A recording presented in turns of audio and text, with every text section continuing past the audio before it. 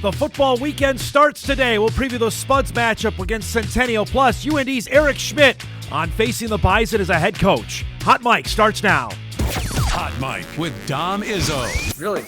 Really, Dom? No. I like what Dom's doing. Okay. Dom Izzo. Jeez, come on, Dom. What do you think I am, a magician? Yeah, I'm fired up, Dom. What else could I say? Absolutely. It was great to get on the field, and then Dom came up to me, and I'm trying to walk away from me. I just wanted to enjoy myself out there. Hot Mike. Great job. There's got to be some kind of intelligent question about something. Coach Dom Izzo, WDAY in Fargo, North Dakota. Can you give me a layup or something? Hot Mike. Presented by Northwestern Mutual. That program is second to none. On the networks of WDAY. You know, if it's not about sports, I find it very hard to concentrate. Here's Dom Izzo. Good Thursday morning. Welcome to the It All Starts Today edition of Hot Mike on WDAY Extra. KSFL TV, good morning everybody in Sioux Falls, KNBN in Rapid City in western South Dakota, and hello on Inforum.com. November the 6th is here, a Thursday morning, ready to rock.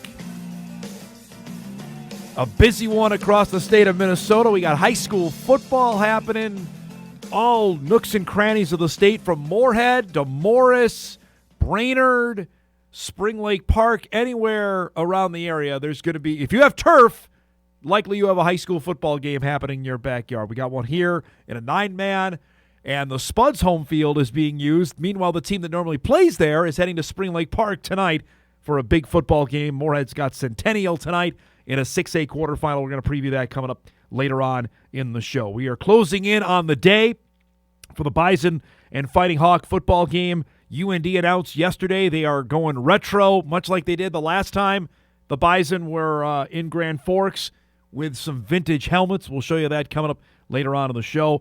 UND head football coach Eric Schmidt will join us this morning, give us his thoughts on coaching in this game. He's played in it. Now he's going to coach in it. That's coming up later on in our Thursday Spectacular. Lot to get to. We'll hear from Jory Collins as well. North Dakota State women's basketball has its home opener tomorrow with Gonzaga. That is not just a run-of-the-mill game. Gonzaga is awfully good in the mid-major top 25. This is a heck of an opponent to come to Fargo and to open up the season after the Bison got a nice road victory on Monday. We'll preview that coming up with Jory later on in the show as well. The FCS top 10 playoff ranking came out yesterday. I have my thoughts on that. We'll get to that coming up in just a little bit because I don't know what they're watching. I don't know who's watching, and I'm not sure what they're watching. We'll get to that coming up in a few minutes. But we'll start with the Bison men wrapping up their season-opening road trip. They lost on Monday night. Tough game to Oregon State. Had a shot to win it at the buzzer. We talked with Dave Richmond on Tuesday. Thought, all right, we're going to get our act together. We'll see how we play on Wednesday night, facing Cal Davis out of the Big West Conference. And safe to say the Bison cannot shoot the ball like they did last year, especially from three-point range where they were tremendous. Enjoy these couple threes from Tay Smith because this was all they made from three-point range last night. That gave them an early lead. This one from Tay, it was 12-5. After that, they went bone dry from three-point range. Up 4. That's a great look from Andy Stefanowicz to Travion Carson. Puts the Bison up by 6. Davis, though, goes on a run to end the first half. This step through and finish from Nils Cooper ties the game up at 24. We go to the second half. Davis led by 2. Bison come out, that little floater down low from Carson to tie the game up at 26. But then Davis goes on a run. Little step back 3 there from Connor Sevilla. He was great last night. Puts the Aggies up by 8. Some hustle here. Damari Willard-Thomas forces the steal. Trayson Anderson up to Markai Strickland for the hammer. That makes it a 37-34 game. But the Bison were playing from behind the entire second half. Sevilla here off the inbound with a nasty corner 3.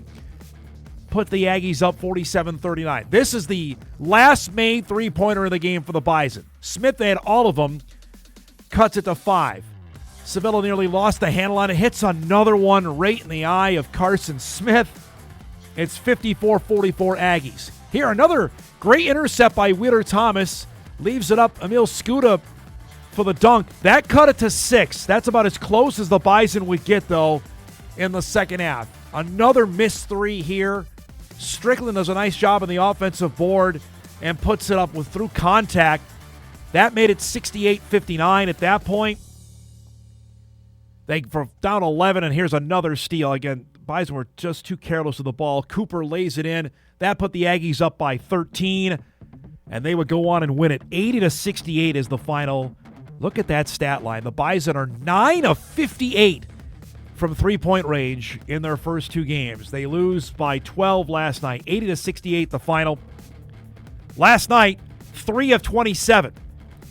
So they went 6 of 31 against Oregon State and 3 of 27.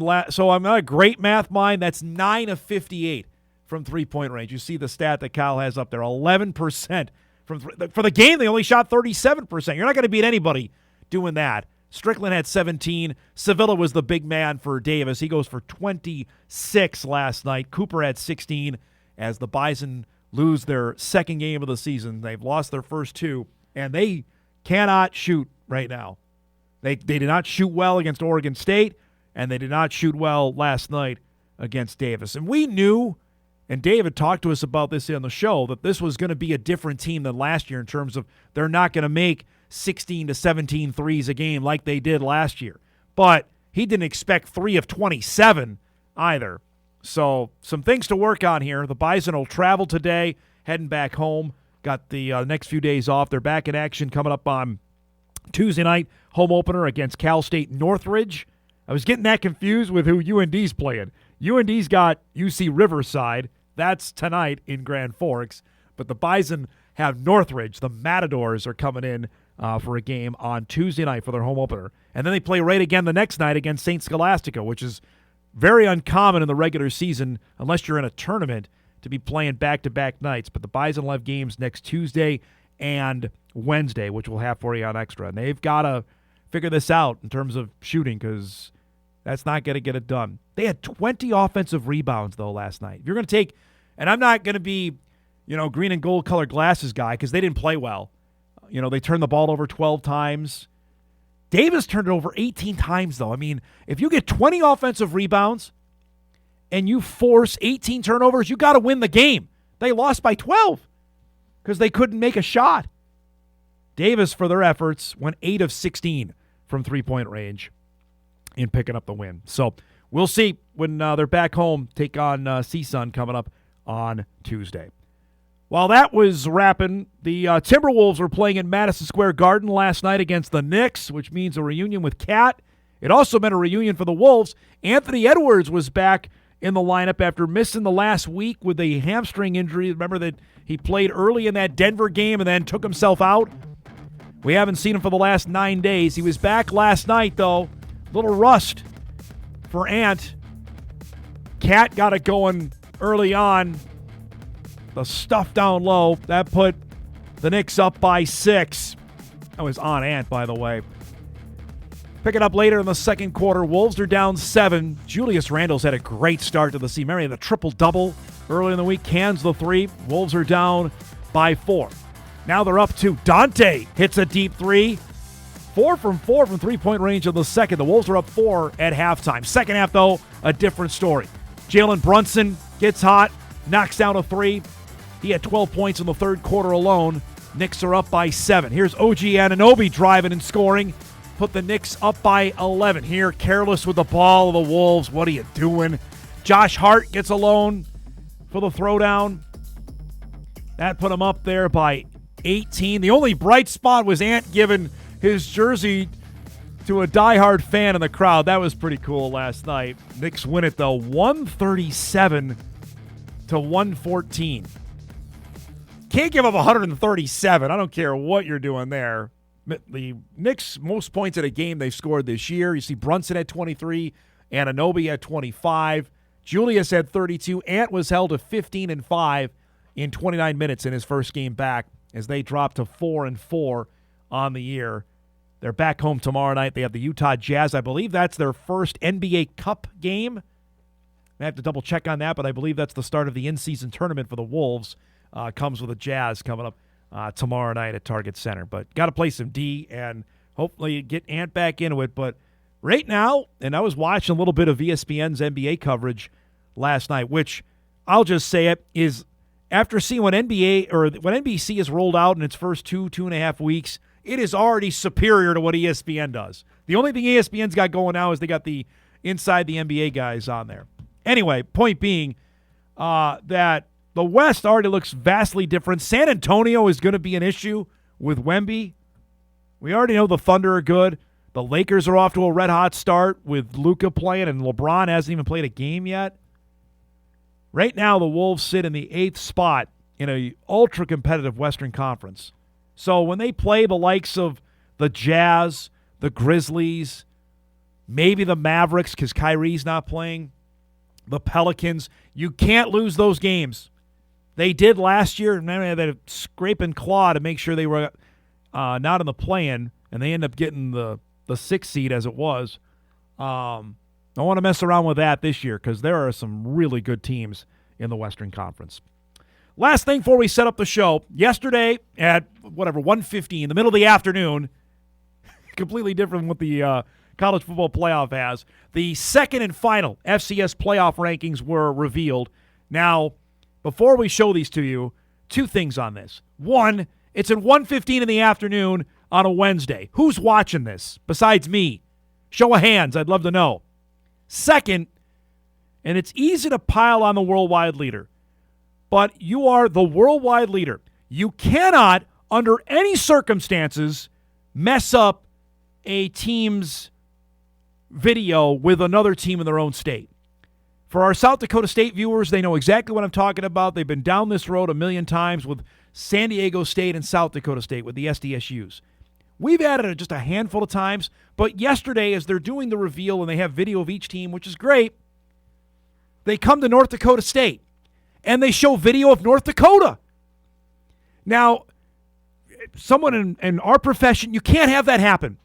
We would not have that happen on Hot Mic. We wouldn't happen on the news. We wouldn't happen during a broadcast of a game. I get it. Mistakes happen. It's live television. We have mistakes every day on the show. It does. Whether I do something or we hit a wrong button, we got something misspelled, it happens. But you cannot, if you are the worldwide leader, have UND video up when it's North Dakota State. You just can't. You can't have the logo wrong. You can't. Especially if you're broadcasting said event and you're making this a deal for fans to watch, then do that. Come on. Now, that said, that has nothing to do with the rankings, because the rankings I have issue with as well. This is what they unveiled yesterday. The top spot, no surprise, NDSU's 1. Got that right. Montana State is at 2. Montana State is ahead of unbeaten Montana. Clearly they value the Cats' strength of schedule more than what Montana has done. And it all comes down to the Brawl of the Wild game, folks, for that second spot, if the Bison win out. Lehigh is at number 4. Kolpak was just giving me a hard time about this yesterday on the Bison Media Zone. Unbeaten Lehigh. You're going to ask me, hey, Dom, what's Lehigh's best win? I'm going to tell you, I don't know. They haven't played really anybody. They've beaten a couple teams out of the Ivy League, which, by the way, hello to Harvard in the top 10. I mean, I did not see that coming. Then you have Tarleton State at 5, which I would have had Tarleton at 4. And then South Dakota State is at 6. Did they not even watch what happened last week? The Jackrabbits lost at home to Indiana State. Under no circumstances are they in the top 10. You cannot lose to Indiana State at home and be in the top 10. So for the Jacks, they're thinking, hey, if they get their guy back, if they get Chase Mason back, because the other two aren't coming back anytime soon, they have a chance here to get into the top 4. Tennessee Tech is at 7. The Golden Eagles are unbeaten as well. Then you have Monmouth, who has 1 loss. They lost to Western Michigan out of the MAC. Then Harvard, and then Davis. Davis fell 4 spots by losing to Idaho State. UND was in the previous one. They are not here after losing to South Dakota. So I'm wondering, why did the committee punish UND more for losing to the Coyotes than they did the Jacks for losing to Indiana State? Somebody's got to explain that to me. Of course, nobody will ask said question because committee doesn't answer those on ESPN's Reveal. But that's it. And if you're a Bison fan sitting here knowing full well that even if the Bison are tripped up Saturday in Grand Forks, the furthest they're fallen is 2. Because under no circumstances would you put Lehigh ahead of North Dakota State. At 3 at the absolute worst. Tarleton's not getting ahead of NDSU. I don't care what, especially since they lost. So the furthest the Bison are going to fall is 3. And I can't even see that. At 11-1, and you lose on the road, I don't see that falling that far down. Now, granted, they can take care of business if they win. On Saturday, they'll have the Valley Championship, the automatic bid. All of that will be all wrapped up in a neat bow if they're able to win the game Saturday in Grand Forks. We'll have more on that coming up later on in the show. We have a packed lineup here. Our guest lineup is brought to you by Northwestern Mutual. Our guy Kevin Feeney will join us here in just a couple minutes to preview Moorhead's game tonight. Spuds are playing some Thursday night football down in the Twin Cities against Centennial. We'll preview that coming up in just a few minutes. At 9:35, UND head football coach Eric Schmidt will join the show, chat about his history in this game, how the Fighting Hawks bounce back after a tough loss to South Dakota last week in the environment that should be coming on Saturday. That's coming up at 9:35. At 10 o'clock, our guy Sam Goetzinger will join us here to preview the game and chat about what he's got on tap this weekend. He's got a high school football game he's calling with Kindred and Devils Lake. And at 10:35, Jory Collins will make his season debut. The Bison women's basketball head coach will join us each and every Thursday at 10:30 from here on out. North Dakota State has Gonzaga coming up tomorrow night. We'll preview that coming up at 10:35. That and a heck of a lot more here on a busy Thursday show. So let's get it rocking and rolling. We'll take our first break. We come back. Kevin Feeney will join us to preview the game coming up tonight at Spring Lake Park against Centennial. That's coming up when we come back.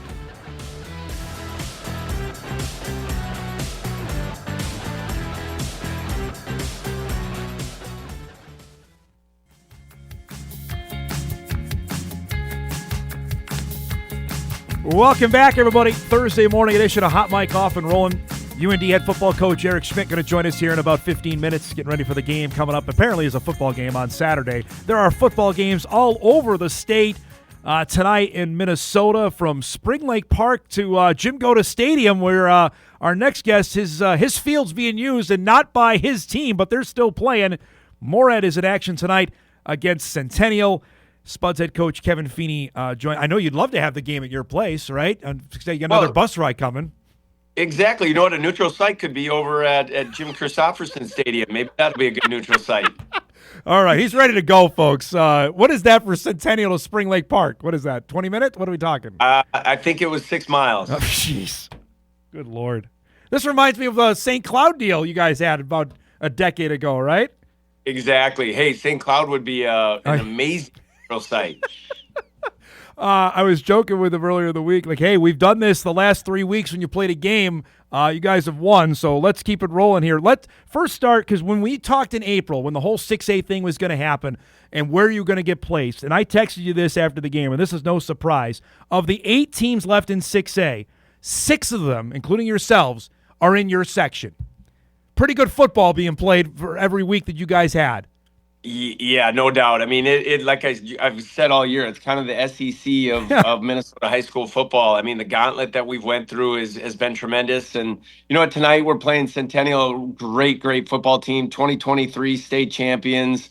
They know how to win. There's no doubt about that. But you know what? Everybody we played this year has been a really, really good football team. So you play good football, you got a chance to win. You don't play good football, you're going to get beat. That's the way it is I would like to say usually Fridays, but tonight here, no different. I know, because Jared Essler did an interview, I think with Randy Shaver, about St. Michael, and their record, obviously they beat you guys at the end of the regular season, wasn't that impressive, and then they go and win. I think they shut out Rosemount. Like, everyone was surprised. Like, I wasn't. I don't think you were, that St. Michael won that game. No, not at all. You know what? They were a 1-5 football team at one point in the season, and like I said, that they had played the best teams in the state, and so all you got to do is, you know, try to play the long game, and then sometimes that's easier said than done because they're high school kids, right? And the mentality and the mental state of winning and losing is so difficult for everybody, but if you can get through that and you can just stay out healthy, and that's what I know Jared's got going right now, is he's got a healthy, confident football team, and you know what, they're going to lace it up against Minnetonka, and I think it's going to be a lot better game than the first time they played them. Tell me how confident your boys are right now for what you've done, especially with Jet has come back. I think you scored, what is it, 51, 38, and 64 in the last 3 games. Well, you know, I think yeah, we've got a quiet confidence to us. I think our kids understand that we're up against a really good football team, but we just feel like we've got to be that difference, you know, like something that maybe they haven't seen. And you know, Centennial is a wing T triple option team, and super difficult to prepare for, especially on a short week. But on the flip side of this, I would like to believe they're going through the same thing, because they're trying to practice things that they don't do. I mean, I've never seen them in shotgun, for example. So I'm hoping that they fumbled about 100 shotgun snaps and they just wasted a bunch of reps throughout Monday, Tuesday, Wednesday, because we wasted a few reps dropping snaps from under center. So everything's really kind of up in the air tonight. But I like where our team's at. I like our mentality of our football team. They know the style that we got to play to be successful, and they're going to do their best, I'm sure, tonight to have that happen. Your experience with their offense, you ran it as a player, you ran it as a coach. Does that give you some advantage of what to prepare for tonight?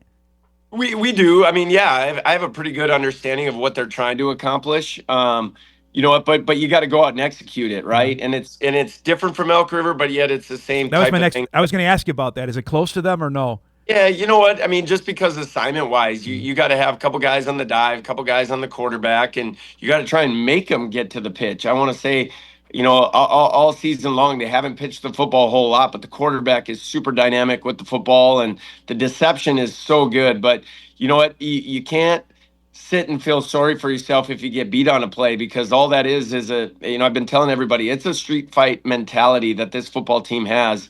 They're going to just keep attacking, and if you don't do your assignment, it's going to go for 60 for a touchdown. But on the flip side of that, I'd like to say we're going to hopefully try to bring that same mentality to the other side of the football, where if you aren't really sharp in the secondary and you aren't great in your run fits, we have the ability to take it the distance from anywhere on the field also. You feel like the state has woken up here over the last couple of weeks. Hey, Moorhead's pretty good. Like that's a rude awakening now that everybody's figuring out your team's all right? Well, I'm okay with flying under the radar. I'm okay with that, but certainly, you know what, we're kind of that new shiny toy that maybe that the media has down there, and so our kids have certainly gotten a lot of spotlight. But on the same token, I don't know, and I know social media, everything's wild and stuff like that, and I'm way out of the loop on that, but I'd like to say a lot of the stuff that's going on in the cities, our kids have no clue what's going on, and we'll just keep doing our thing way out here and hopefully go out and just make some noise. And the term respect has been thrown around a lot this year. I mean, I don't know if I've not used it in a pregame speech this season, but I think the kids are certainly earning that right now, and you know, I think we're a fun football team to watch, and so I think the media is having a lot of good times with it. Kev, how big a deal is it if you were able to get a lead? I know last week you guys got a 2-score lead. It seemed like that was the hammer last week in the win over Woodbury. For a team like this that loves to run it, and you get up maybe by a score or two, how big a deal would that be in a game like this? Huge, no doubt about it. And we've got to find a way to steal some possessions, right? I mean, we got to try to create some turnovers, and you know, that triple option. Like you said, I'm pretty confident. I know what they're trying to do, but I do know that sometimes when the mesh gets blown up, the ball has an opportunity to come out on the ground, and we've got to be opportunistic if and when that happens, and then we've got to take advantage of it on the offensive side. But really, every phase of the game, we've got to be really good. And you know, like you were saying last week, the biggest thing was we got an interception. Yeah. And once we got that interception, and we were great at the end of the half, and I think that's the key to the football game, right? Is you got to be great at the end of the half, and then great when you start that third quarter, and you got to find a way to just kind of keep throwing punches, because you never know when the knockout blow is going to come. Have you let your mind go if you win this game to get to U.S. Bank Stadium with maybe a rematch with a team that you saw a few weeks ago? Not really. I mean, I think all you got to do is really look at Centennial on film, and you go, "Holy smoke, we're in for a tough night." We'll get to that point if we're fortunate enough to get through tonight. But you know what, we kind of have lived on the 1-0 this week. I know that's a lot of coach speak, but you just kind of keep watching this film and you can go down a lot of rabbit holes. And so we just got to kind of believe in what we do and just kind of keep getting our kids ready for the street fight we're going to be in tonight. How much fun are you having? You've done this forever, but this is different. This is new territory. How much fun are you having with this? It's been fun. I mean, just because I don't know anything about these programs. I mean, I laugh because a couple of our coaches do know, and I don't really look ahead. I'm not one of those coaches who's watching film through, in our library of other teams throughout the week, because it's literally survival mode. I mean, it is literally, we're trying to just throw every single ounce and minute we have in the day and trying to get ready for these opponents. And so when we played, when we found out Centennial was our opponent, I looked at one of our offensive coaches and I just said, hey, really don't know. I know they're really good and really physical. What do they do? And he goes, you don't want to know. Let's enjoy the next 20 minutes after this celebration. Then the nightmares will begin from there. Have they played Rogers? Is that the only crossover because they played Rogers? That's the only team that was a like opponent for you guys? Yes, they were the only ones. And you know what, their football games have traditionally, they have the opportunity to score. They do. They can score a lot of points. But when I watched the Rogers game, it was early on in the season. And you know what, I think both teams were still kind of learning each other. But they certainly had the upper hand on Rogers and got after them. But, yeah, that's the only common opponent we've seen. I got to ask, just knowing what's going on also this weekend, Schmidt's coming on after, just living in this game for him. I mean, I know you went to the Sugar Bowl. I was asking him about this yesterday when I talked to him, that he's coached in the biggest game there is in the sport in college football with the national championship game. Now as head coach of this one, I don't know how it compares. I'm interested in your thoughts on that too. You were there for that game. Yeah, you know what? Schmidt, like you said, has been at the biggest of stages that there are, but he is a North Dakota kid, and he played in this game. He knows what it meant as a player, and I know, being in front of 90,000 is awesome, and it's super cool. But on the same token, I'm sure the Alaris Center is going to be rocking this weekend, and he can buy into that, and his football team, no doubt, will be ready. Couple things before I let you go. We've talked plenty about Jet. I have to give you a couple minutes on Trey and how fun this has been to see what he's done at St. John's, and how proud are you of this, knowing where this time was last year, a couple years ago, to now see him starting for a really good college football team. Yeah, you know what? The smile on his face after the game is it's priceless. You know what? It's so much fun talking to him throughout the week, and when they're going through their preparation, saying, hey, because really it's all new for him too, right? I mean, just kind of like what we're talking about with our schedule. He has no idea what these teams do and what they do well, and so he can really immerse himself into all that, and he's having a super amount of success. He's got a great team around him and a great group of coaches that really believe in him. And I tell you what, if you were a quarterback and you're going to a team that has the opportunity to win each week and they want to throw it 40-plus times, that's a pretty good spot for him to be. Last thing before I let you go, Kolpak and I were talking about the Bison woes in Grand Forks. The last time they actually played really well, I think you were the quarterback. What's the spell up there? Why has NDSU not played well in Grand Forks, in your opinion? That's a great question. I have no idea, but I remember that game like it was yesterday, honestly, because you know what, the week of preparation for that game was outstanding, and we felt really, really good about it. And I know we didn't play great in the first few minutes of the game or the first quarter of the game, but man, we exploded from there on out. And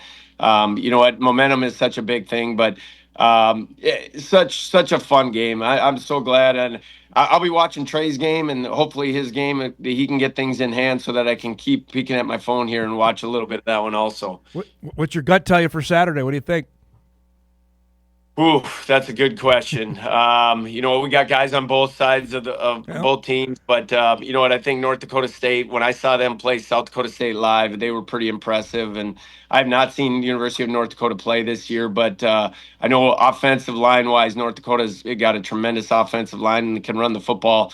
And I think that'll be a big challenge for the Bison. But Cole Payton's been playing unbelievable. I mean, I just see all the highlights and stuff like that, and as long as he's doing what he's doing, and you got Bryce Lance out on the outside, and that defense has been pretty dang good too, I would have to lean toward North Dakota State. Great to see you, bud. I hope the good luck train vibes keep rolling here and you win tonight so we can do this again next week. So safe travels and good luck at a road game tonight, okay? Sounds great. Thanks, man. There he goes. Kevin Feeney joining us. Moorhead and Centennial tonight at Spring Lake Park, 7 o'clock, 6A quarterfinal. Winner of that goes to U.S. Bank Stadium, likely with a date with Maple Grove, the defending state champs. Heck of a challenge tonight. Centennial, I think, would throw it maybe 5 times. The Spuds are going to throw it 75 times in this game if they get an opportunity. Can't wait to see how it plays out tonight. We're overdue for a break. We'll take it here. We get caught up. Eric Schmidt coming up. We come back. UND head football coach as the Fighting Hawks get ready to host the Bison on Saturday. It's coming up. We come back.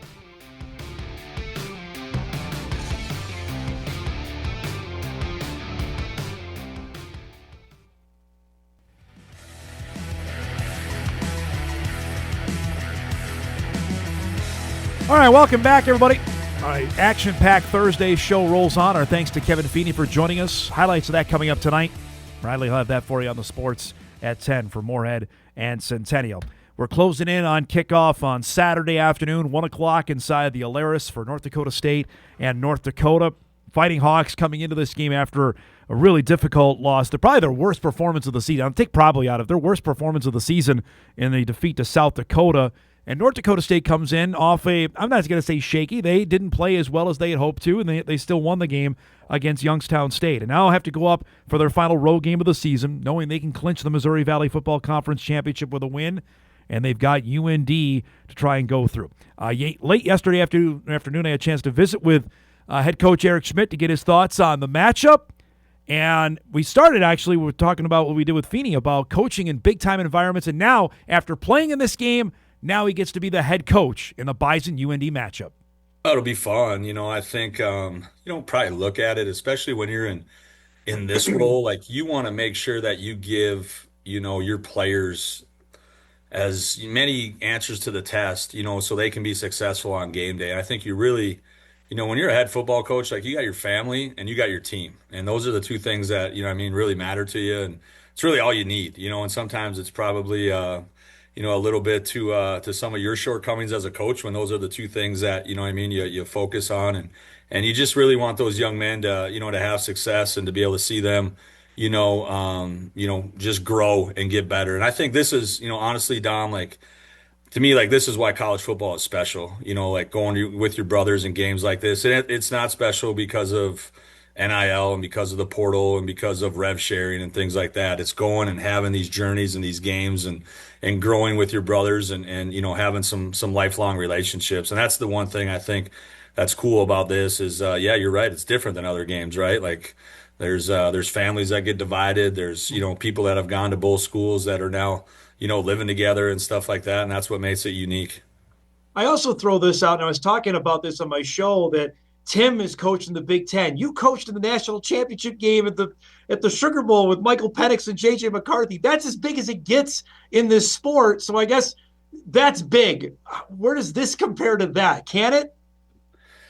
Yeah, I think it does, honestly. Like, I've always felt like, you play in these games, you coach in these games, and then you go coach in those games. And obviously, it's different when there's 27 NFL teams, GMs hanging out on the sidelines and, game days there and you're hanging out with all those people and all that kind of stuff. But I do think, just the amount of eyeballs, at this level, the amount of interest in the game, just both sides as far as, trying to make this, really, really important again, that, hey, like, at the end of the day, like, that North Dakota State feels like, hey, we have to beat UND if we're going to be one of the elite teams in the country, and UND being like, hey, we have to be able to beat NDSU if we want to get to where we want to get to, and just, make it be that, these Dakota games, which I think, is kind of where it's gone here the last 3 years, and that you have to be able to get through to Dakota schools if you're going to be able to win a national championship, and get home field and all those types of things. Like,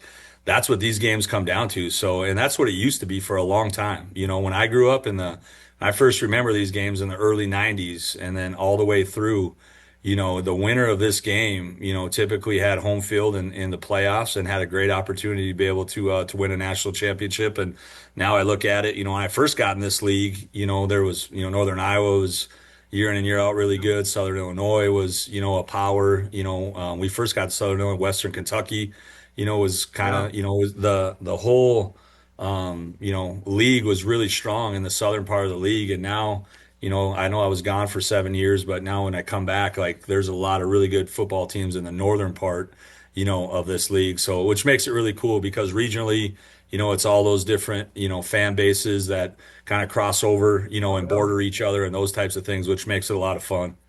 Let me ask you, you guys were playing such great football for 6 weeks. What happened last week? Did you get your players' attention fully this week in practice after what happened in Vermillion? Well, I think so. I mean, I think anytime that, you're hurting, you leave something and it really hurts you, I think that's, those are obviously times to grow, and our guys understand that, there's winning things that you need to do in football, Dom. You need to take care of the football. First time we lost the turnover ratio 3-0. One of those cost us an 80-yard touchdown too as well. Two other, interceptions. And then, the field position part of it is really important. A lot of times that comes down to special teams. So, giving up a block punt for a safety and then a long kickoff return where they only had to go 22 yards or 23 yards to score a touchdown. I think those are the things that you go back to and be like, hey, there's reasons why you're successful. And then there's reasons why, you lose games too as well. And I always say like, hey, you win or you learn. Like, I mean, the only way I think that you lose, is when you hit the eject button, and just quit. And now it's time to go back to work here. And, our message all week, obviously we'll get into more. And we talked a little bit about, the history of these two programs and playing each other. But really it's about the Hawks being responsible for the Hawks and taking care of our stuff and making sure that, we continue to do a good job of being loyal to winning and putting in real work and competing, Sunday through Friday and continue on that. Cause I think our guys have done a good job of that. I don't think, it was anything where, we weren't ready to go or anything like that. It's just, you have some of those plays on special teams and now you get a little life in a building and some juice into their building. And now you're down 9-0 and it just creates, some hard times, and just an uphill battle all day long. And to our guys' credit, we found a way to get it back to a one-score game and had a chance to be able to win it. And like I was telling you earlier, I think the one thing for us that where we need to grow is all three of our losses, we've had the ball at the end of the game to go down and score, and we ain't been able to get it done yet. Well, how do you learn that? You have to go through it from your coaching experience. That's something you just got to go out and do it to prove it. We can do this. Well, I think it's, when you talk about preparing guys, a big part of for me is like, hey, having knowledge of prior experiences, when you've been in those, I think that's, to me, like that's confidence. Confidence to me comes from, hey, I know what I'm doing.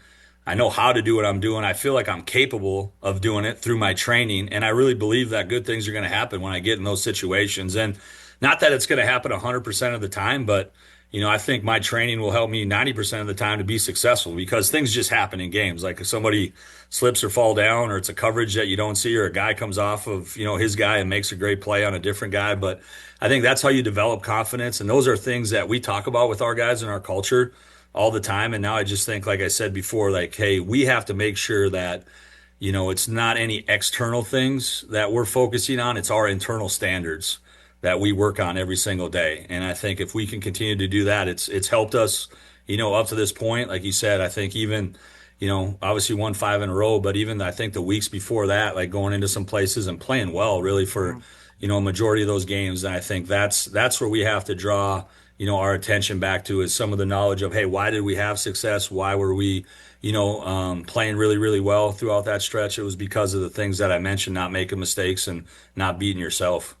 Obviously, your background, your history with defense, to me, Eric, that's why you guys have been so good on the outside. Is defensively has been the biggest turnaround. Has that even surprised you how well you've played defensively this year?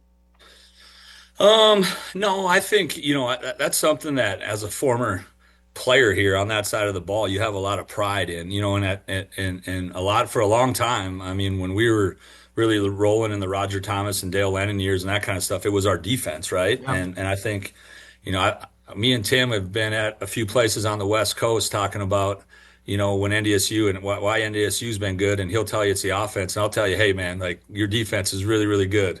A lot of those years, we lost one year to NDSU, and we were at Southern Illinois, and you were around. I can't remember the year it was, but they never got a first down until the fourth quarter. That's and we right. lost Yep. 9-7 or something like that. And I was like, hey, don't tell me about how good your offense is that year. And obviously we're joking around because he's coaching on offense and stuff like that. But I mean, defense travels, right? Like that's, and I think they've done a great job, throughout the years of being consistent on that side of the ball. Grant's doing, the baton's been handed to him, and he's doing a great job with it too as well. And I think that's the thing that if you're going to be a championship team, you better be good on that side of the ball. And coming in here from day one, that was something that was a point of emphasis for me. Obviously, Isaac's done really good things on the offensive side of the ball, and felt like, we were doing things there that could help our football team win, that we needed to continue to get better on the defensive side. And our guys have rolled up their sleeves and gone to work. To their credit, there hasn't been, any bowback or anything like that. Guys have bought in, and I think they're, playing with some confidence. And obviously,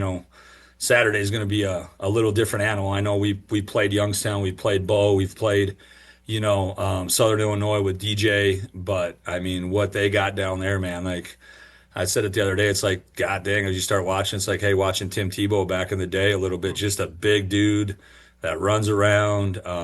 Fast and strong. That's the thing that impresses me. I wasn't around when he was in high school and things like that to be able to see Cole, but just big, strong kid that, he gets going downhill, man. Like, you got to have some courage to put your body on his body. He's a big dude.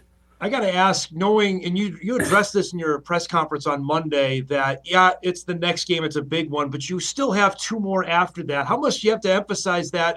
Yeah, this is the next game on this, and it's a big one. It's North Dakota State, but you still have Murray and South Dakota State that you can't put any more weight on this than you would a normal week, I guess is what I'm asking. No. I mean, that's the thing, right?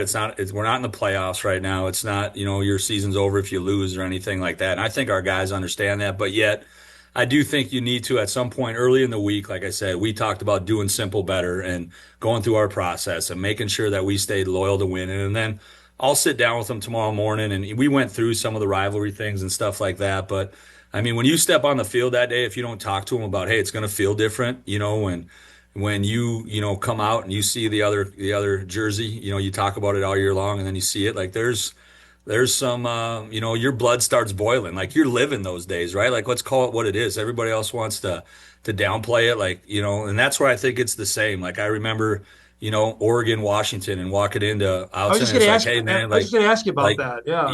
Your blood starts boiling and your hair standing up on the back of your neck. And I think all the fans and people like that, like, hey, it'd be awesome, to be able to coach and all that kind of stuff. And you don't get all the, the bad parts about coaching when you don't get to see your kids every day, and you got to go through all these meetings and things like that don't necessarily always care about winning and losing. But those are the days where you're like, hey, man, I'm living today. And for our players and our coaches, and for their players and their coaches, that's how it's going to be, man. It's going to be like, hey, man, this is going to be a lot of fun. And it's why you do what we do. Like I said, it's why, and I think it's something that you guys have done a good job of. And I think our job as coaches and to help the media too, as well, is like, hey, this is why college football is special. Like I said, everybody loves talking about recruiting and the portal and NIL and rev sharing and how we're gonna, do all what's your NIL compared to ours, and how much are your guys getting paid? Like, that ain't what it's about. That's not what makes it different and what makes it fun and what makes it special. It's going through a journey with a group of guys, developing a brotherhood and getting better and achieving things together. That's what's cool about college football. I was going to ask a couple things before I let you go. That you've been at Autzen Stadium, you've been at Husky Stadium. How much can a home field, now equating to the Alaris, be worth in a game like this? Well, I think it helps for sure.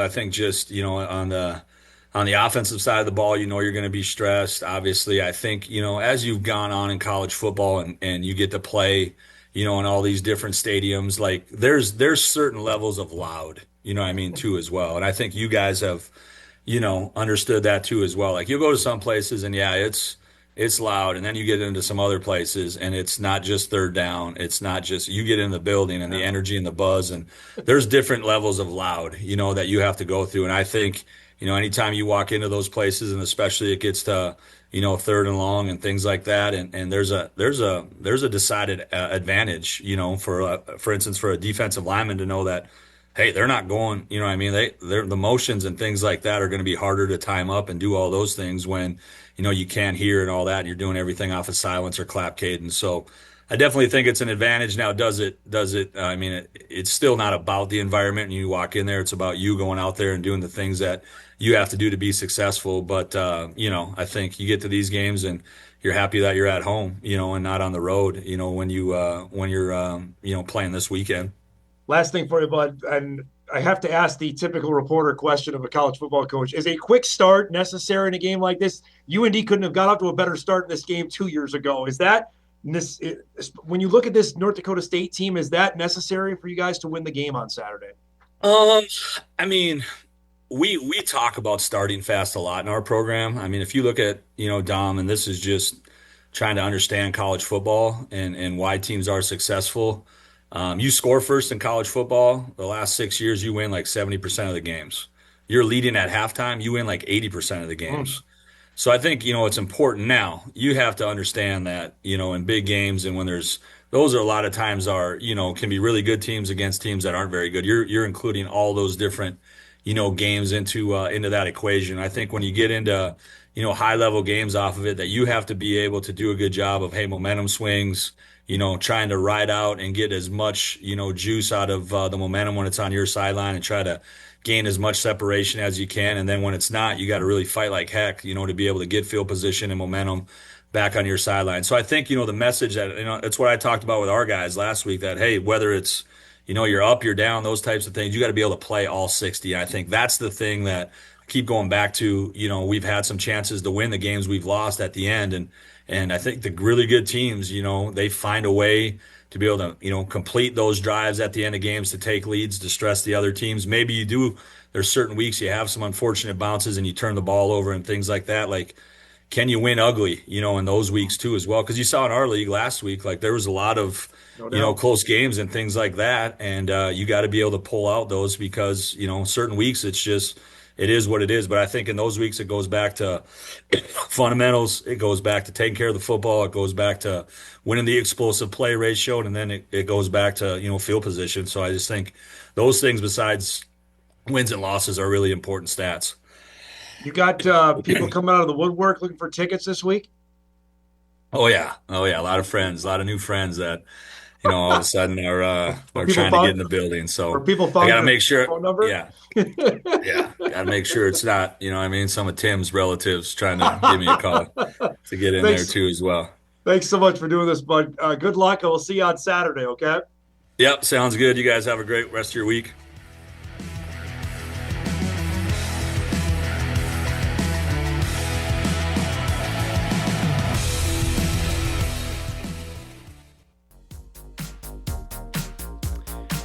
All right, good stuff there with Eric Schmidt. Appreciate his time. Get us ready for the game on Saturday. We'll break. We come back, start hour 2. Sam Goetzinger coming up. Chat about that. Much more, including the Jets-Colts trade. I got to unpack that. That's coming up. We come back.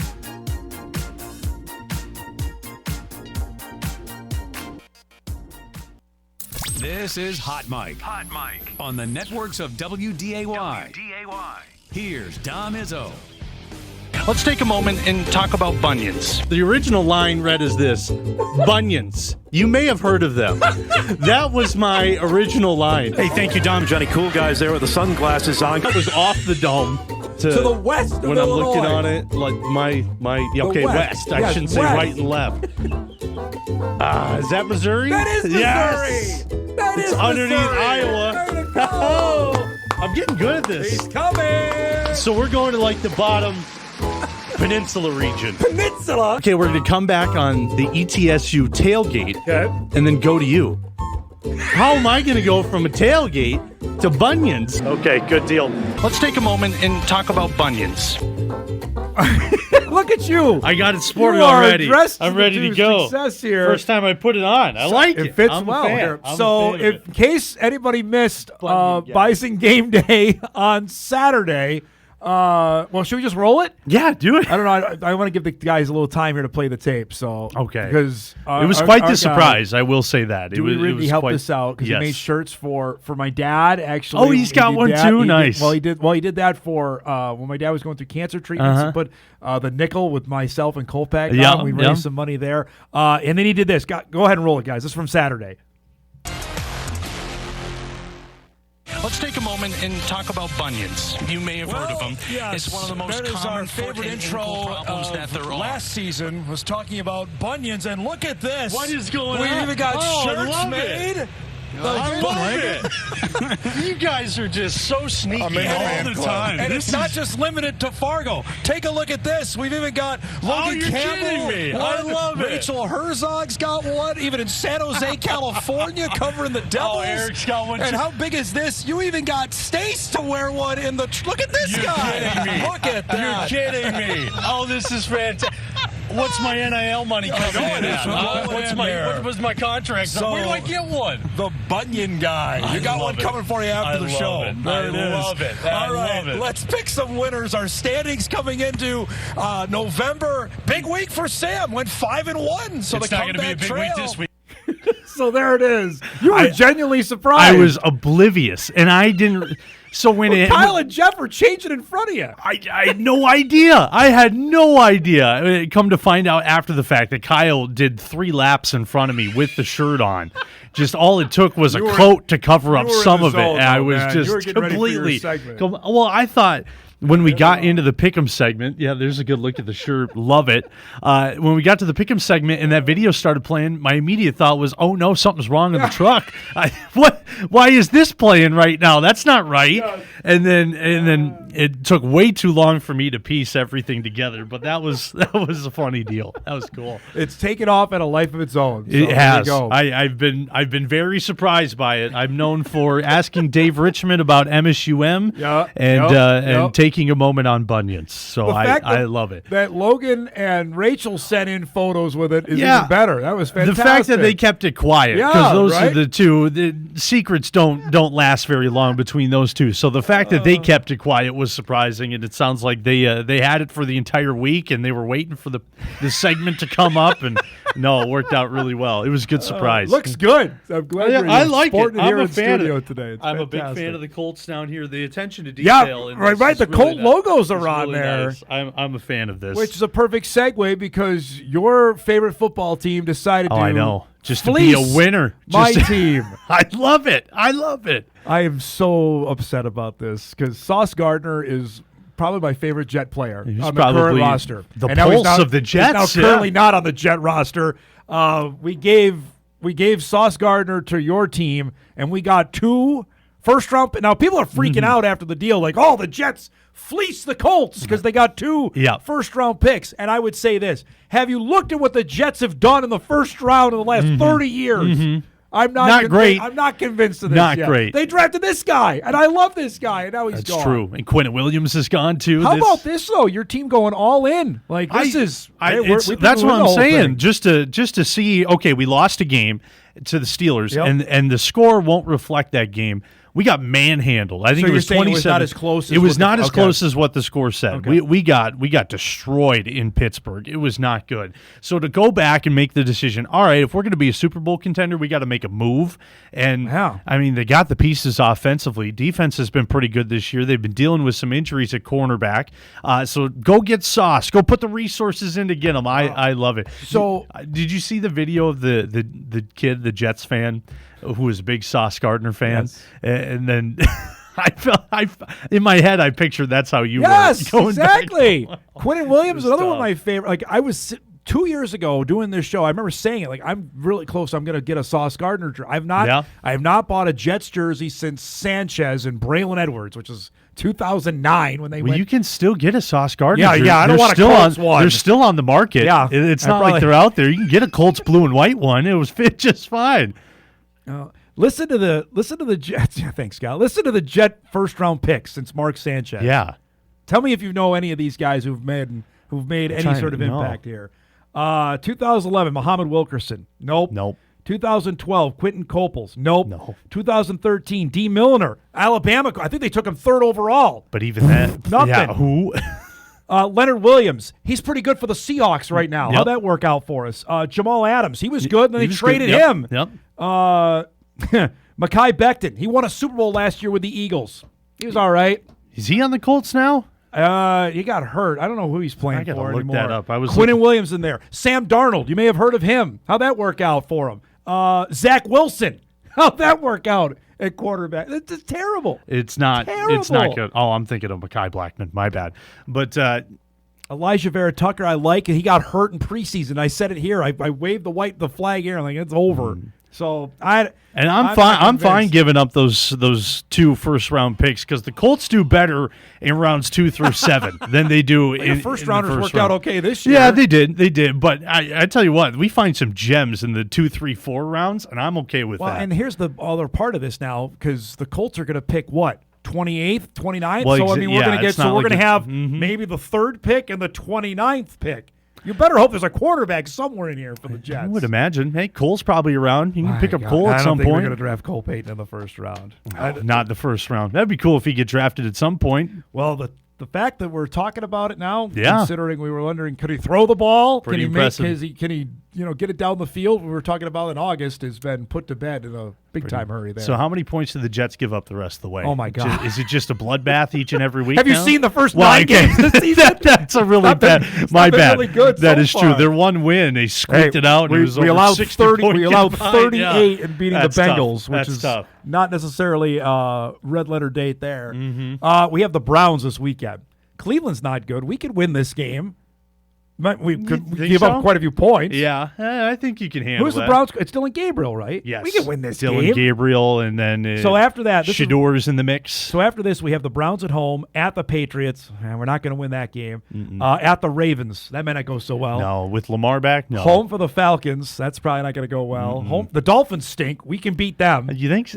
I don't think you beat can Miami. say confidently you can beat anybody. I don't think you can say that. At the Jags. Probably not good. The Saints. We got the Saints. That might be the battle for the number 1 pick. Yeah, that I might want them to lose by true. then. I'd still pick the Saints in that game. What? Yeah, I'd pick the Saints. Where's New Orleans going with quarterback now? Is it Spencer Rattler? No, still? I think he got benched. He did get benched? Is it Tyler Shook? Yeah, Shook came in. That 38-year-old there off from Louisville. I think they have the he Patriots could handle and it. the Bills. Yeah, they might be 1-6. They might be 1-16. They very well could. Helps out your draft pick. Helps out the draft pick. Who is the definitive number 1 That's overall? the whole rub of it. I mean, of course, who is the guy? There is no number 1 no in the clue. 26th draft. So You waking up for the Colts game in Germany this week? Oh, first off, Jack wakes me up way earlier than anytime football. Fair. So you want to tell Jack to give me a ring to wake me up because I probably won't make it until the end of the fourth quarter. So it's Colts Falcons. Falcons, yeah, in Berlin. Yep. Wow. Yep. On NFL Network, I'm assuming Yes. again. Yep. All right. That game could be all right. Not too bad now, considering the preseason. We thought, yeah. This is actually pretty I think good it teams should be pretty good. I'm still not too high on the Falcons, even though they handled the Vikings earlier in the year. Did. But I think they'll handle them pretty good. The Colts will, I should say. I think the Colts will beat up on them pretty All good. right. Well, there you go. So you ripped my guts out with that. And the Jets went and traded Quinn, and they got another first-round pick from Dallas. Again, I tell you what, there better be a generational run in the draft here coming soon for the Jets, or else it's going to continue to go downhill. I just listed all the guys they've taken in the first round. Are there any I'm telling you, generational players something's got to happen. You got A.D. Mitchell now. Okay, by the way, we didn't mention that. Can he catch a cold? He can drop him. He can drop colds. He'll fit right in. He'll fit right in with the Jets. I was really excited when they drafted A.D. Mitchell because I thought that's where they needed help was in the wide receiver room. Yep. Turns out he was not the guy for the job, so good luck. Have fun with him. Good riddance. I want to save our Bison chatter for our second segment with you, Okay. but we got a great high school football weekend starting tonight. Minnesota state playoffs are getting going. We talked with Kevin Feeney in the first segment. We were remarking about this. I know you've talked about it when you filled in as well, that of the 8 teams left in 6A, 6 of them are all in that Pretty good. 6A section, which is amazing. All within like 10 minutes of each other, too. Minus the spots, Yeah, right? exactly. No, it's pretty good football. I'll be really curious tonight.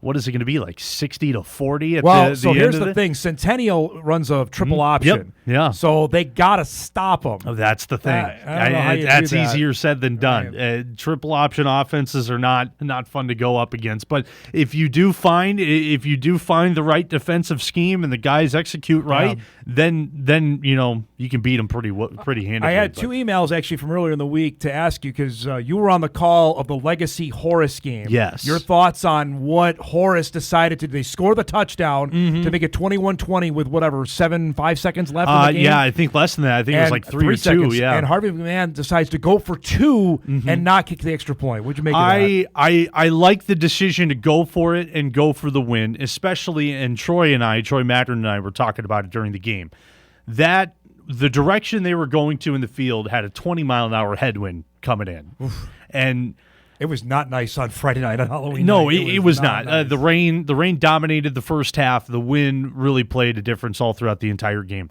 Horace's extra point kicker has had some misses on the year, and that is not easy conditions to pound one through. And why not? You're on your home turf. You got momentum after a really good drive to go for it. Now the play call, that is where I don't know, because they go into this wildcat look where there's 2 guys back there waiting for the football, and they scored the touchdown to get to that situation on the same play. They ran it back to back. Yep. And obviously you're not going to go to that well 3 times in a row. But to just go dive right up the middle against one of the biggest defensive lines in North Dakota, and that's what Legacy has, I don't know. Maybe there was something else in the bag of tricks you could have pulled out there than just a wildcat dive. But I do like the decision to go for it. I Boy, do. that is a tough way to end that. That is really tough. You saw we had I think Kyle was shooting the game for us, that there were some Horace players just bent over from the emotion, just because these are seniors that won the state championship last year, thinking we're going to do it again in 3A, and Horace hasn't had a lot of senior classes come through as of yet, and this was a really good chance to make a long and big splash in the Division 3A level. I think we talked about on the show, I thought they were one of the teams that could make it to the Dakota Bowl, and I wouldn't be surprised by it. But give props to Legacy. Really good football team over there. I think they could do some damage this week. That's some sweet payback for them. They lost by 1 on the last play of the game to Horace when they played in Bismarck. So that's some sweet revenge. They've got Century tomorrow. That should be a great game. That would be a tremendous game. And then Davies has Bismarck at home, and Davies has had the mantle. I know you've called a bunch of their games this season. They've held this moniker of them being the team to beat. Now they're 1 win away from going back to the Dakota Bowl. I don't see a lot of people slowing this train down. I'm really curious to see what Bismarck can bring to the table. But talk about triple offense. It's triple option offense. Davies runs it to a T, and they do it so well. And I think even last year they made the Dakota Bowl, and they came down and they couldn't come back in that game Once against they got Cheyenne. by 2 scores, that's really hard. It was for out that of kind reach, offense, but now this team is a team that's not going to get down by 2 scores. Good luck. Good luck to Coach Gibson out there trying to find the recipe to success against this team. It's going to be tough. You're going to be in Kindred tomorrow night for the Vikings game against Devils Lake. Devils Lake, Mason Palmer is a tremendous His player. brother's That's pretty really good too at the wide receiver spot. Devils Lake is an interesting team. I wouldn't count them out just yet. These 2 teams did play earlier in the year. Yeah. Kindred kind of blew the doors off them in week 1, but Kindred is without a couple of guys, a couple of key players. So what's our status on Luke Starcevic? Because I got a message on that. Yeah, that I haven't heard out. back yet. I was going to try to get in touch with Coach Burgad today. Brock Johnson's another one, though. He's arguably, in my opinion, I've seen him for a couple of years now, not the biggest kid, but he's one of the best running backs in the state. He's only played in a handful of games this season. So if Luke Starcevic is out and Brock Johnson is out, that hurts. Still got a lot of stars on Kindred. Yeah. But Devils Lake, I think they've grown throughout the year, and how they handled Central last they week. decimated them. That man. was a boat race there. I was not expecting that. I got a lot of people on the Central Cast bandwagon. They can go I'm to on it, too. They can go to I'm Minot on it. North and win this game tomorrow night? I think so. Really? I think Minot North left a little bit to the imagination last week in their first game of the playoffs.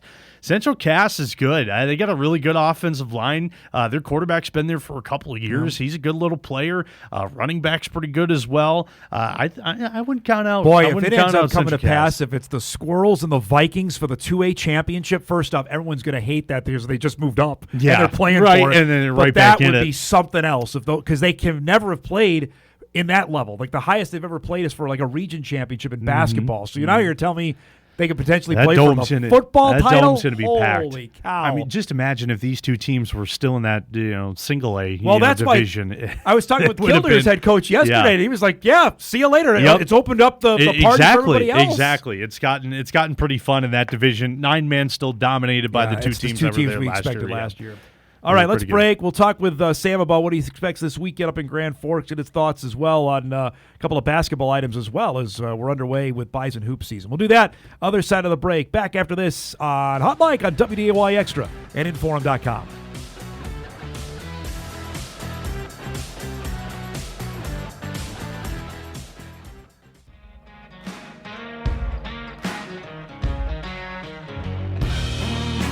All right, welcome back, everybody. A couple more minutes here with Sam. Jory Collins going to join us in about 10 minutes. We got Bison women's hoops tomorrow night against Gonzaga. Bison women had a nice win, beat Northern Iowa on Monday night. Looked pretty good. Avery Coonan didn't score in the first half, and that they were up by 12 at halftime. I think you'll take that. Your best player doesn't even have a shot. Take that. She didn't even have a shot in the first half. If you don't need her to put up 30, then you're all right. They'll be all right this year. Be pretty good. I think Bison men, we showed highlights of that earlier. Here's Overreaction Thursday email on that. Dom, I watched both games. They're not very good. Lucky to win 10 to 12 games. That's on the Bison men. I think that's a bit harsh. I think that's a bit overreactionary, which is fine.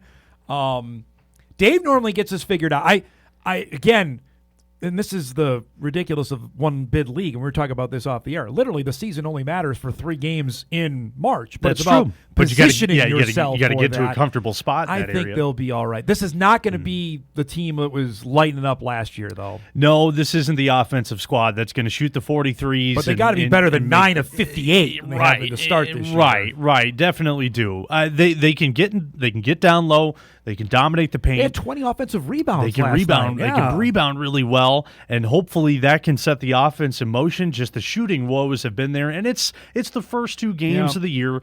They're on the road. They're against some pretty good competition out there on the coast are they on? The West Coast. West Coast. Yep. So pretty good competition over there. They're going to have some games. I don't know if you call them cupcake games. Throughout the next. No, this next one will be a good. The next one will be good, but after that, St. No. Scholastica, and is there another one in there? Got Jamestown in there. Okay, Jamestown will be pretty decent, but it's a game that you should win. But they have two games they should win against 2 that are going to be challenging with CSUN and then Southern Illinois in there on November the 17th, Illinois a week be from Monday. Good. That will be a real challenge because SIU is good. Yes, but again, the season really kicks in. It's like North Dakota high school football. The non-conference is what it is. It really matters in the conference season, but what really, really matters is that conference tournament. And this is all, 9 new guys? They got to learn each other, got to learn the play style of each other. Yeah, they've been doing it for a while. It's going to take a little bit of time. But on the flip side of that, you don't have a ton of time to kind of figure everything out.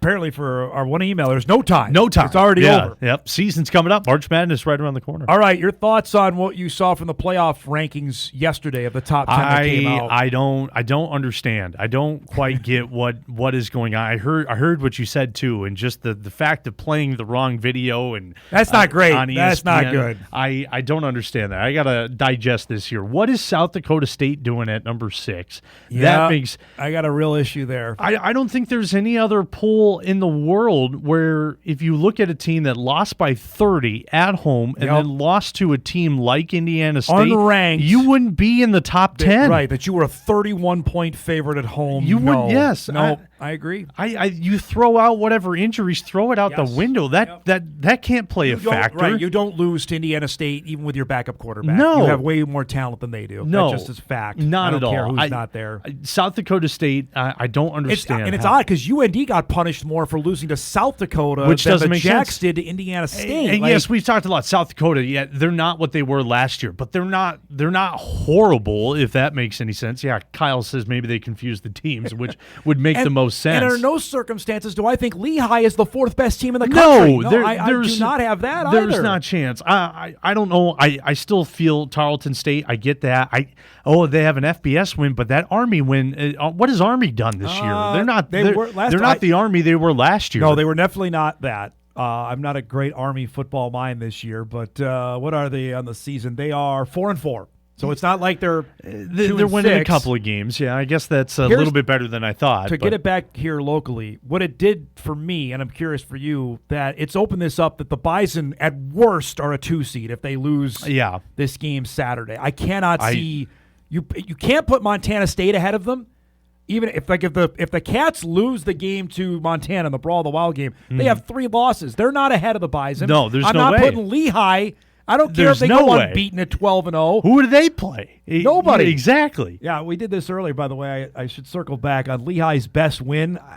Good luck finding that one. You're not putting Tarleton ahead of NDSU. With a loss to Abilene. No. Right. I'm not going to go there. Montana. No, Montana would be the only one. Montana would be the only exception. Because if the Grizz are exception, unbeaten, Montana would be the one. That's South it. Dakota's kicked themselves out of contention. And the Bison there. beat the Jackrabbits, so you're not exactly. putting them ahead of them. UND is they're a good team. But they have 3 losses. Exactly. You're not going to put them You got to ahead of them. compensate it with No. wins. I think if we're going by the standard of what we saw on the poll and how they graded South Dakota State, if NDSU loses this week, do they even really fall like to 2 or 3? The worst they're falling to 2. I can't see that. It's a weird deal what they got going on over there. Here's who Lehigh beat: Richmond, Sacred Heart, Duquesne, Bucknell, Penn, Yale, Columbia, Fordham, and Georgetown. That's So it. who's their best win? Yale? Is that? Yale's okay. Duquesne, I think, leads the NEC, that Northeast Conference. They might be the best team in that league. That's it. We're talking about Duquesne. I know, yeah. man. That's what I'm saying. They have no business being there. And I got one email saying you're freaking out. There's still 3 weeks to go. Yeah, but they decided to put the rankings out now. Yeah. So, that's not another wait thing. for 2 weeks. And I get this is going to settle itself on the field, but this is what they're thinking, which is the Jacks have no business. If the Jacks were 10, I still would have a problem with it, but okay, I could stomach that. 6? No. Again, you wouldn't see that in the FBS polls, and I know there's been a lot of talk about, if those voters are watching the games or not, but if you saw a team that went through a 2-week stretch like they did, they wouldn't be in the top 10. That's just not the case. Last thing. So Bison currently on FanDuel are a 10.5 point favorite. That's actually gone down. The money's come in on the Fighting Hawks. It was 13.5 yesterday. Now 10.5. I thought 13.5 was a little Way much. too much. I think 10.5 is reasonable. I think that makes sense. What do you think then for the football game without giving away your pick on Without Saturday? giving away my pick? Man, I've been back and forth. Is it going to be a high-scoring game? Both defenses are really good. The environment up at the Alaire Center is probably going to play a difference. I don't know. I without giving, I don't want to give up my pick. We need people to watch Bison game day Saturday exactly. morning, so. I think we're going to get a really good football game. I think you throw out whatever happened in Vermilion last week for UND. I think you throw that out the window. I don't think South Dakota is going to beat UND twice. I think they're going to come in full guns ahead, full steam ahead. And NDSU, you and I were talking, they're going to be a little bit upset with what happened last week, even though they won. Yeah. It was a good Youngstown State team. I think they want to prove themselves a little bit. What do you got on Bison game day for us this week? Yes, this week, tying to the rivalry, a lot of local kids involved in this game. So, and they all come from different perspectives on this rivalry because the game wasn't played when they were coming up, and now getting the opportunity to play in it and kind of live the tradition that was started many years back.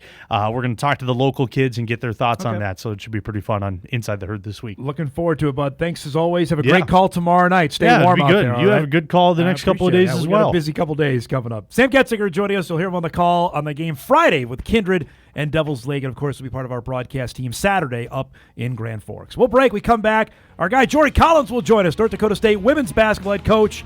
After the Bison open up with a big win over Northern Iowa, we'll chat about that. Look ahead to the game with the Zags. That's coming up. We come back.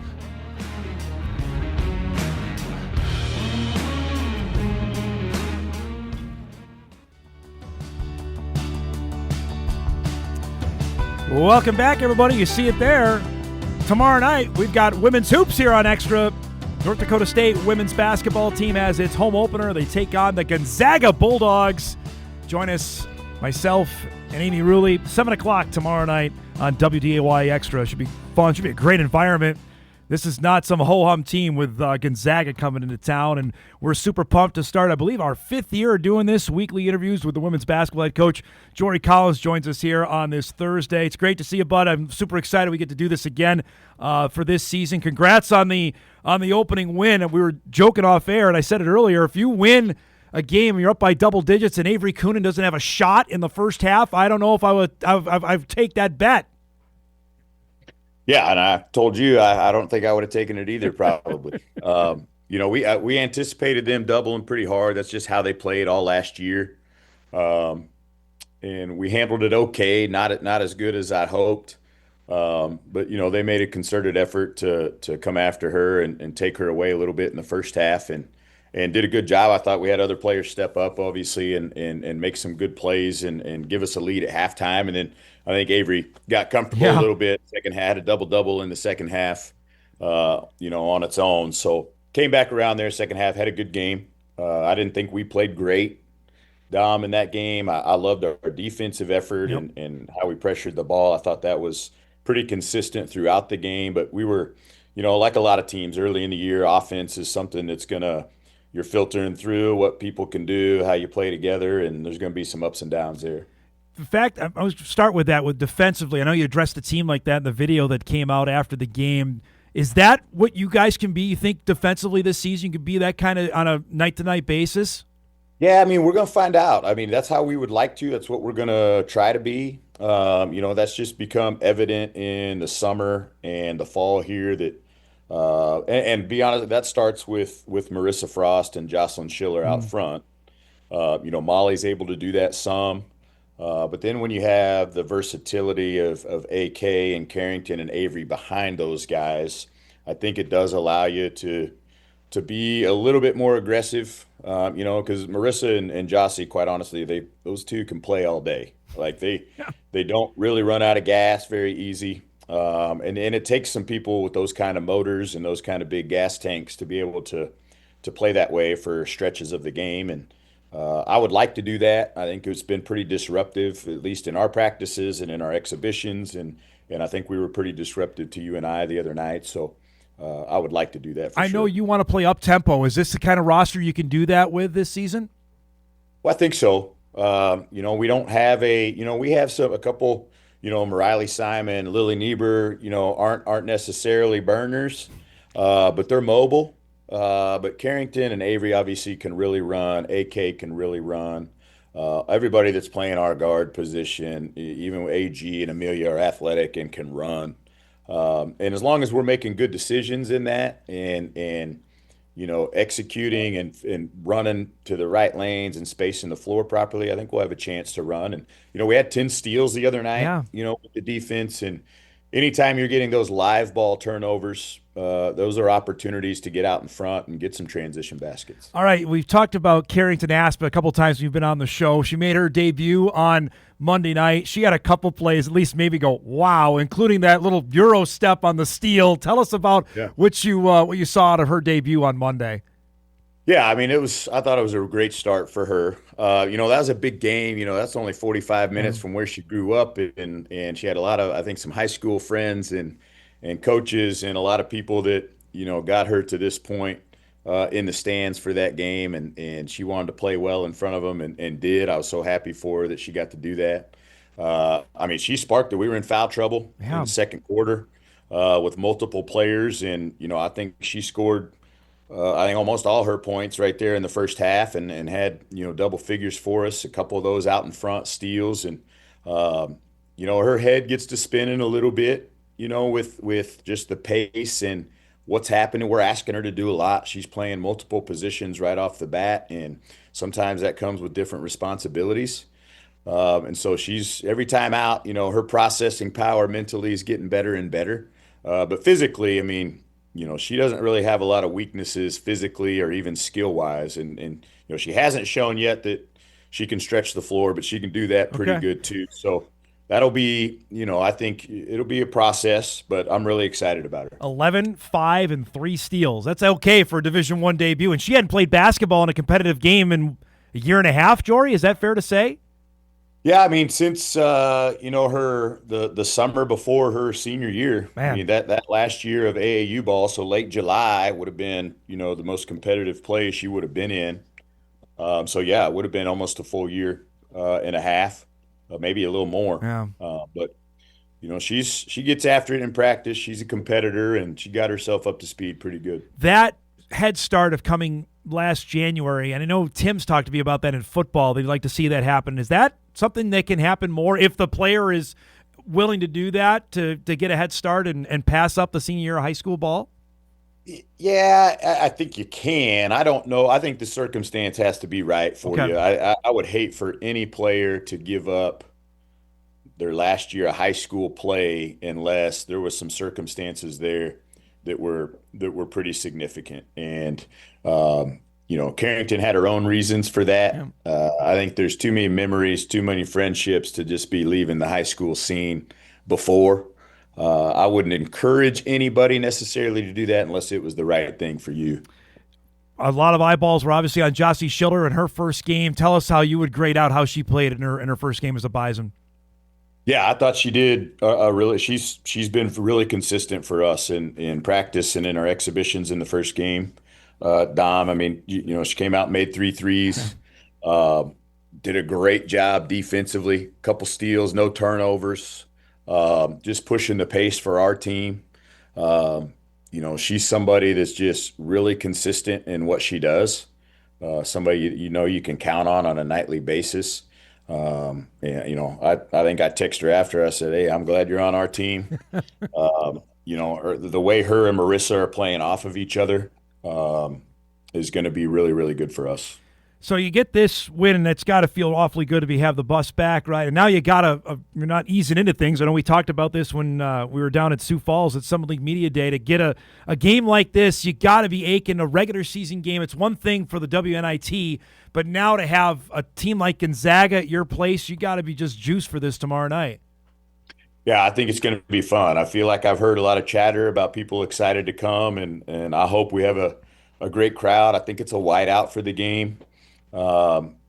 Obviously they're a very, very good quality mid-major program and have been great. Their coaches have been there a long time. They do what they do, really successful. And we were talking off the air, very, very similar to how we're structured, team built wise with, a couple bigs at 4-5 and versatile guard play.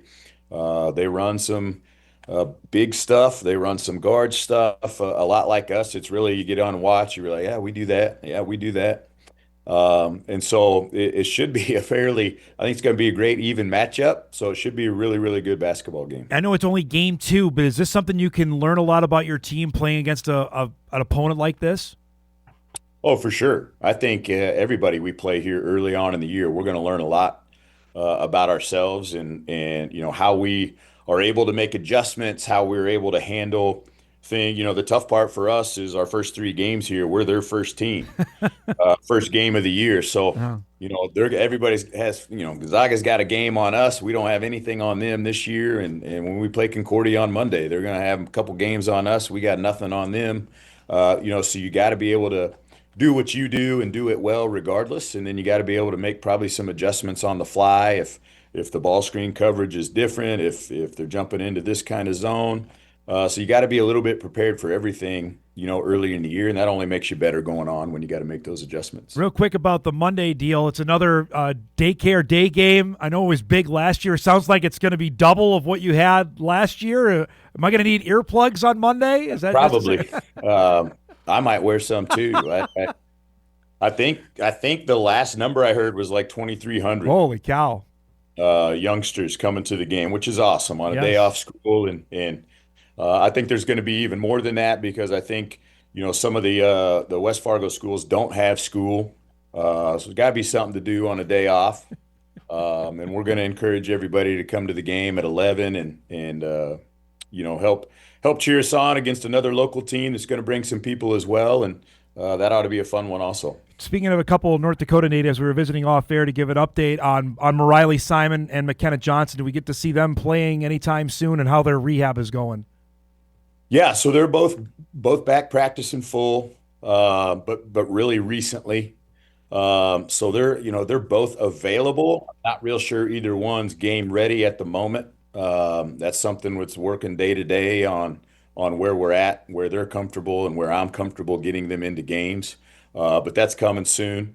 They've done a great job just attacking rehab and getting themselves back there. So, like I said, they're both practicing full right now. It's just, are we ready for game time? How many games in for you and as a coach, you like to know, okay, this is going to be our rotation? Like, how many do you need to say, this is what I feel comfortable going with? Well, I mean, in a perfect world, if we're talking no foul trouble ever, I'd probably play 8 and then 9 max. Okay. But I think the way that we play and those kind of things, we're going to need to have 10 probably ready to go. Okay. And, the more competitive it is, the better for those minutes. But I think I've always played 9 no matter what.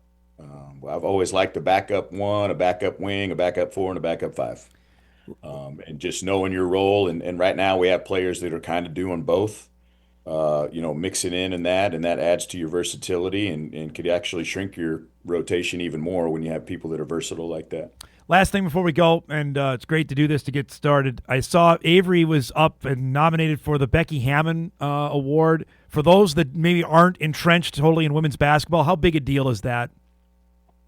Well, I think it's well-deserved for her. I love that they have that there's some recognition out there for mid-major basketball and players and opportunities for them to get their name out there. I can promise you that her and everybody else on that list is working just as hard, as the Wade Trophy nominee kids are at the highest level. And they're putting in their time and deserving of some recognition too. But it wasn't a surprise to me, Dom. I think all of us that are around her and know the way she finished last year, that the anticipation for, what we think she can be and how she can perform this year is going to go. And I think she's well deserving of that. And I think if she has the kind of year she's capable of, then she got a chance to even be a finalist for that award. It's a Chiefs bye week. Does that mean you can be a husband, dad on Sunday and relax, or what do you got planned? Yeah, you know what I'm excited about that. My high school basketball coach and my freshman football coach who coached the girls' high school team at my hometown in Holton are coming up this weekend to watch the Gonzaga game and the game on Monday. So I'll get to chop it up with a couple old-time coaches for the weekend. So that's probably how I'm going to spend it. Can we get some old school video for our broadcast of you playing? Can we get We that? can work on that. We can work on that. I'll see if I can find any positive plays, make myself look good, but we can work on that. Now, for baseball, where were you playing? Where was your position in baseball? I pitched. Okay. And played outfield. Okay. Played center field and pitched. What was your strikeout pitch? Just a two-seamer. I actually had some pretty good run on the two-seamer. Okay. There you go. I don't know. Back then, nobody knew how hard you threw. We didn't have radar guns and all that. I think I had the ball that had the radar gun in it. Oh, yeah. Got that, but that worked for about 3 pitches until it was done. Yeah, then it was just a regular baseball after that. Great stuff, bud. Thanks for doing this. We'll see you tomorrow night, okay? Okay, sounds good, Dom. Thanks. Jory Collins joining us each and every Thursday at 10:30. North Dakota State and Gonzaga coming up tomorrow night. Again, you'll see it live here at Extra at 7 o'clock. Should be fun. Hopefully we got a good crowd out there to check that out, because if you saw anything of how the team ended the season last year, those crowds, New Mexico State, Washington State, Troy, it only got bigger each and every game. And those weren't free tickets either. You had to pay to get in, and people did. Hopefully there's a nice crowd coming up tomorrow. We'll take our final break. We come back. We'll get you ready for a great Sports Thursday. We'll wrap things up, send you out the door when Hot Mike wraps on WDAY Extra right after this.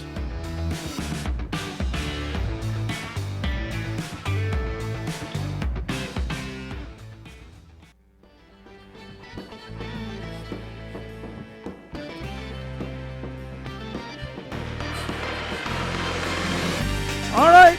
Wrapping things up here on what's been a busy Thursday show. Tomorrow we'll get you ready for all the North Dakota high school football games. Tomorrow on our show we'll have NFL picks with my dad and send you off to what'll be a tremendous sports weekend. That's coming up on the show tomorrow. We're looking forward to that. Hopefully checking in Devil's Lake as well as they get ready for their matchup with Kindred. Of course, we'll recap the games tonight, including the Spuds matchup with Centennial and a couple other games going on around our area. That'll be on the big show tomorrow. Let's get a couple emails in here before we get to what to watch. Dom, you're overestimating your ability with your FCS rankings. Relax. There are still 3 weeks of the regular season left. This is why you're not on the rankings committee. Everything will play itself out. Like I said earlier, it's not about that. It's about, this is where they think they are now. I don't know how anybody's right mind we can have Lehigh at 4 and the Jacks at 6 and consider this somewhat legitimate, in my opinion. That just seems way off. Dom, for those of us who watch on YouTube TV and have ESPN Plus this weekend, which feed is going to be on ESPN Plus, WDAY or Midco. That'll be the Midco stream. Home team gets to dictate on that. So if you are right now one of the YouTube TV subscribers that is blacked out with the Disney battle ongoing, I mean, I don't even know what day we're on. I think a week that this has started, which is longer than I would have thought. That's where you can find the game on Saturday between the Bison and the Fighting Hawks. All right, let's do some what to watch before we get out of here.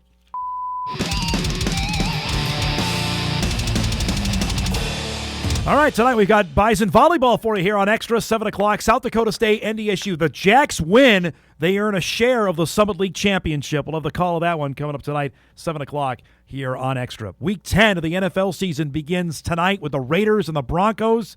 7:15 on Amazon Prime for that. The Wild are in action tonight. They're on the road at Carolina to take on the Hurricanes. 6 o'clock on FanDuel Sports North. And a love letter to the FCS here. Georgia Southern and App State are playing tonight in the Sun Belt. 6:30 on ESPN2 for that one. Our thanks to Kevin Feeney, to Eric Schmidt, Sam Goetzinger, and Jory Collins. If you missed any of the show, you can podcast it later today at Inforum.com. You can watch a full replay on WDAY+. Have a great Thursday, everybody. Enjoy all the sports. We'll recap it tomorrow. Thanks for spending part of your day with us. We'll see you tomorrow.